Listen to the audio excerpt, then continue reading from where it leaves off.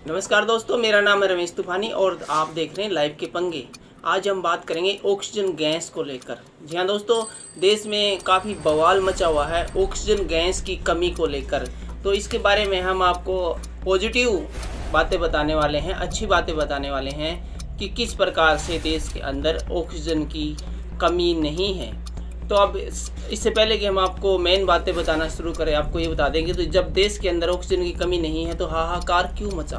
तो इसका कारण क्या है कि हॉस्पिटल के अंदर जो ऑक्सीजन के सिलेंडर होते हैं उनकी एक लिमिटेशन संख्या होती है, वो बहुत ज़्यादा नहीं रखते हैं। दिल्ली जिस प्रकार से उनके पास मरीज आते हैं उसी हिसाब से उनके पास है वो सिलेंडरों का एक स्टॉक होता है, और जो एजेंसियां जहाँ से वे खरीदते हैं उनके पास भी एक स्टॉक होता है। तो जब एकदम से ज़्यादा कोरोना के मरीज आ गए तो स्टॉक सिलेंडरों का कम होने की वजह से, उनका जो भंडारण क्षमता कम होने की वजह से ये दिक्कतें आई है।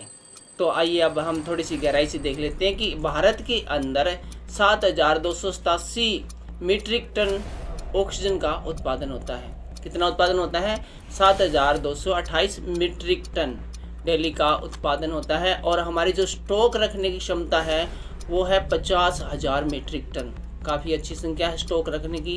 तो चलिए अब इसकी खपत की बात करते हैं। तो इसकी हम खपत की बात करें तो अभी लेटेस्ट 12 अप्रैल को इसकी जो सबसे ज़्यादा मांग थी वो थी 3,800 मीट्रिक टन।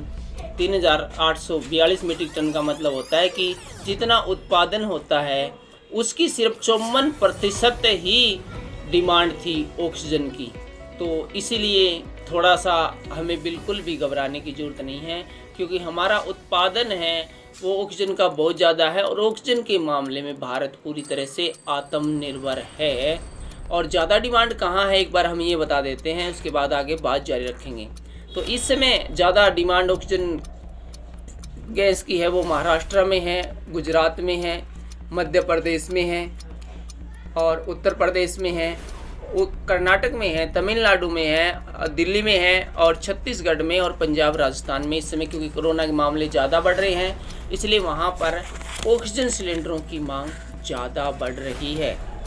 और इस कमी को पूरा करने के लिए सरकार है वो क्या कर रही है कि उसने जिलावार है, डिस्ट्रिक्ट वाइज है, वो एक कंट्रोल रूम बना दिया है ताकि सुगमता से जो ऑक्सीजन की सप्लाई है उसको सुचारू रूप से जारी किया जा सके और हॉस्पिटलों तक आसानी से बिना किसी शॉर्टेज के ऑक्सीजन है वो पहुंचाई जा सके। और इतना ही नहीं है, ऑक्सीजन को ले जाने वाले कैंटरों को भी अब किसी प्रकार के परमिट की ज़रूरत नहीं है। पहले क्या होता था कि ऑक्सीजन की जो ढुलाई करते हैं टैंकर, बड़े बड़े टैंकर आपने देखे होंगे, इनको एक परमिट दिया जाता था कि आप सिर्फ राजस्थान, गुजरात या महाराष्ट्र में जा सकते हो या इन राज्यों में जा सकते हो। अब वे ROI के नियम के अनुसार भारत के किसी भी हिस्से में ऑक्सीजन की सप्लाई कर सकते हैं और उन्हें किसी प्रकार की परमिट की ज़रूरत नहीं है, ताकि सुगमता से पूरे देश के अंदर आसानी के साथ ऑक्सीजन है वो पहुंचाई जा सके। और इसके अलावा ये भी बता दें कि सिलेंडरों में ऑक्सीजन भरने वाले प्लांटों को भी अब 24 घंटे काम करने की इजाज़त दी गई है।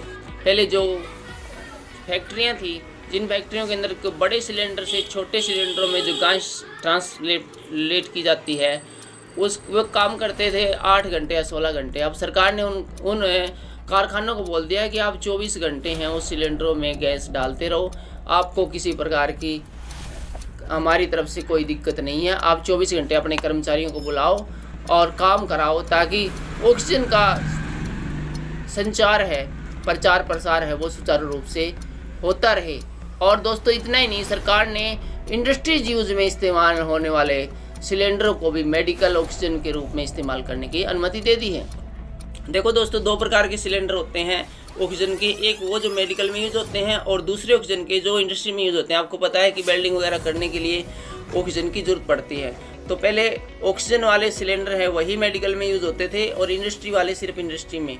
अब सरकार ने क्या कह दिया है कि आप इंडस्ट्री वाले जो सिलेंडर है वो भी आप ऑक्सीजन यूज़ में ले सकते हो। और आपको जानकर ये खुशी होगी कि भारत के अंदर इंडस्ट्रीज में यूज़ होते हुए बहुत बड़ी मात्रा में सिलेंडर हैं। इसलिए ऑक्सीजन की कमी को लेकर आप किसी गलतफहमी में न रहें और न घबराएं। और इसके अलावा रेलवे ने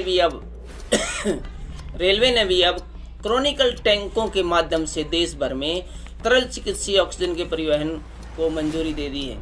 अब रेलवे ने बोल दिया भैया कि आप हमारी रेल सेवाएं आपके लिए हाजिर है, आप ट्रेनों के ऊपर सिलेंडर ला दो और देश के जिस हिस्से में ले जाना है ले जाओ, हमें कोई आपत्ति नहीं है। मानवता की रक्षा के लिए इंडियन रेलवे ने